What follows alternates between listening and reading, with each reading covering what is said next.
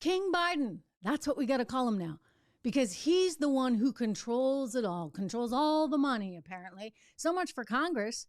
Hey, Joe Biden has the power, apparently, to hand out $400 billion. That's the newest price tag on what this student loan forgiveness plan is going to really cost. And the lawsuits have already begun. We're going to talk about all of it. Plus, it's not your fault you're in debt, and it's not your fault if you're overweight. The Biden administration is, for the first time since the late 1960s, going to convene a big conference on obesity.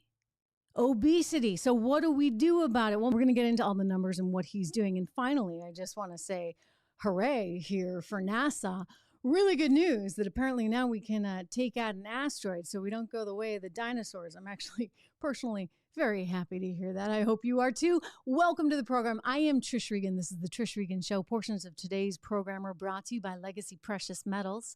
There's never been a better time to invest in precious metals for the long term. So go to legacypminvestments.com for your free investing guide today. Again, that's legacypminvestments.com. All right, starting here on this conservative group that is suing the Biden administration over this student loan forgiveness plan, because $400 billion, that's the latest, billion with a B, that's the latest estimate from the Congressional Budget Office, the CBO. And taxpayers are going to have to shoulder that burden. Now, the administration will say, no, we can work it out. We're actually going to have debt reduction in the future. But frankly, in terms of the here and now, the money's got to come from somewhere, right? And this is what has people so concerned. Look, the power of the purse is a pretty important power. And there's a reason why we have checks and balances. There's a reason why our government was set up the way it is set up. And it was to avoid having one person decide the economic fate of everybody else.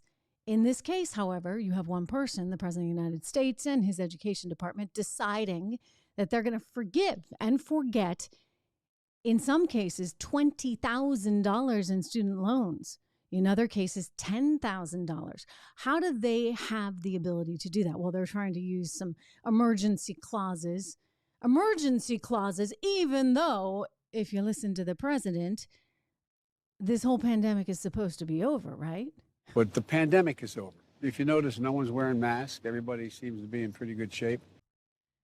It can't be over if you need to issue more money, which is what he's trying to do. Well, I do anticipate that this will be met with an enormous amount of resistance, both politically and, of course, legally, because people don't like the idea of having to pay for the educations of people that are obligated to pay for it themselves, right? They signed on the dotted line. And in some cases, you have people who couldn't go to college or who couldn't afford to go to college because they were working so many jobs, maybe with the aspiration of someday going, and now they have to pay via their own taxes. It's not really going to fly. But our spending trajectory overall is not going to fly. It's one of the reasons why I keep saying you want to make sure that you have a diversified portfolio with asset allocation into different vehicles. One of those vehicles is gold, because over time, historically, we've seen that gold has really hung on to its value. Because when things get really crazy and you're worried about Vladimir Putin doing who knows what, and you're worried about Taiwan and China, that's when you want something like gold in your portfolio to help even out that volatility and to help protect you for the future. I have a lot of concerns about our economy right now. It's one of the reasons why I am going to hold, by the way, a private town hall in the coming weeks just for you, just for fans of this program. And you can get more information if you go to my website, trishintel.com. Sign up for my email there. We'll be sending an email invite to all of you to join this town hall, and we can talk together about the state of our economy. It will be live. You can speak with me directly. So more on that in the coming days, but mark your calendar because we're looking at October 12th around 2 p.m. So more on that coming up. It will be brought to you by Legacy Precious Metals. Again, the company I trust for investing in gold. LegacyPMInvestments.com is their website. You can call them at 1-866-589-0560, 1-866-589-0560. Again, go to LegacyPMInvestments.com for more. all this spending really is indicative of a viewpoint that people cannot take care of themselves. And that is so much of what we've heard from the Democrat Party, more so and more so over the years. In fact, I would argue that right now we've reached a kind of climatic state in which it will progressively get even more bombastic because of the treacherous economic environment we are finding ourselves in. You saw data today that showed that home prices are now declining. So there's an expected recession within the housing sector. Jerome Powell, even from the Federal Reserve, admitting this just the other day. They're not going to be able to fix all this. Of course, these are the guys, frankly, that started it all to begin with. They've got to do something. And what that something means is draining money out of the economy. And when they drain that money out of the economy, it's going to get harder and harder for average Americans who are already struggling. We've seen debt levels increase to a level that's really unprecedented among middle Americans. So the majority of Americans are facing more challenging times. And somehow the answer is always to just reward people with more handouts. I frankly don't think that's the way to go. I think the reason we're in the position we're now in, the reason our economy is going to be stumbling so badly is because we gave out too much money for way too long. And this is why I've been sounding the alarm for well over a year. I mean, you go back to summer of 2020 and I said, this will not work. I was right. Well, it's just the way they do things. And I'm obviously more critical of the Democrats right now in the Biden administration for doing this, but let's be clear. I mean, I think all politicians love the idea of being able to buy votes.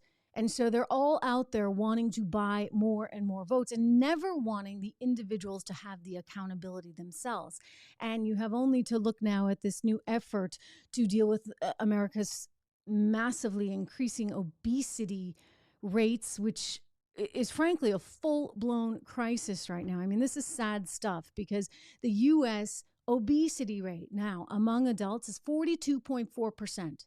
That's the highest it has ever been. If you go all the way back to 1970, only 15% of adults were struggling with obesity in 1970. So now you're up over 40%. I mean, at this kind of rate, you're going to have many, many, many more problems. What else is sad is you have rates of childhood obesity that are increasing in the latest data. 19.3% of U.S. young people are struggling with obesity between the ages of 2 and 19. That compares to 5.5% of young people that had it back in the mid-1970s.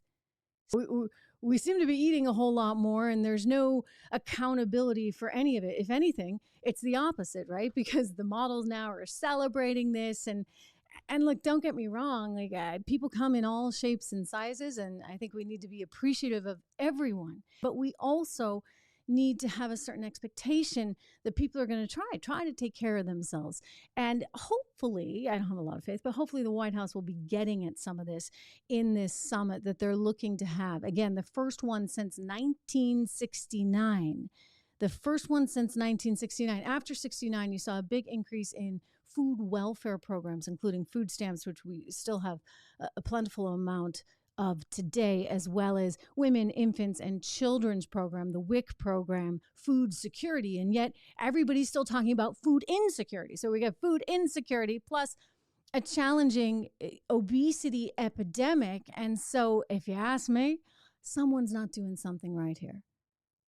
This spending has most likely gone in all the wrong places. And it's not as though we're encouraging people to buy fruits and vegetables and healthy things.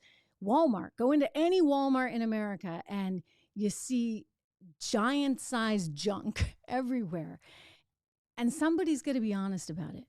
I mean, really honest about it. And there is such an effort to sort of stamp out that because somehow it's seen as prejudice or somehow it's seen as cruel. And it's a hard thing. I know I gained a lot of weight when I had my own 2 children and then the third. And it's a hard thing to have to lose that. But much like when you're putting yourself on a financial diet, if you're putting yourself on a diet for your health, you got to get control of this. And as a nation, we've got to get control of this. My fear, of course, is that no one will get control of it. They'll do exactly what they did before, whether it be the Federal Reserve printing more money or whether it be Joe Biden saying, no, people just need more money for food stamps, and then they can buy more chips and soda.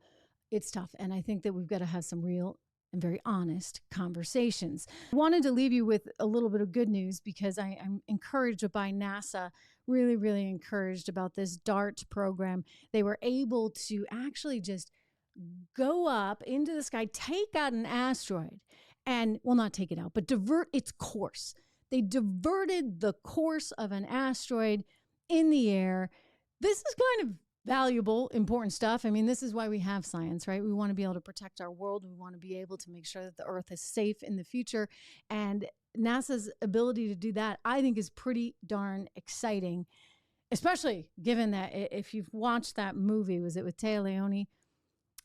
She did a movie back in the late 90s, and it was called, oh, here we go. I wrote it down for you. It was called Deep Impact. Came out in 1998. And I saw it years later, but that'll freak you out. Trust me, that'll completely, totally freak you out. And you will want to make sure that that DART program is in effect. And you kind of wonder why it hasn't been in effect earlier. But sometimes our scientists learn great things from Hollywood now and then, right?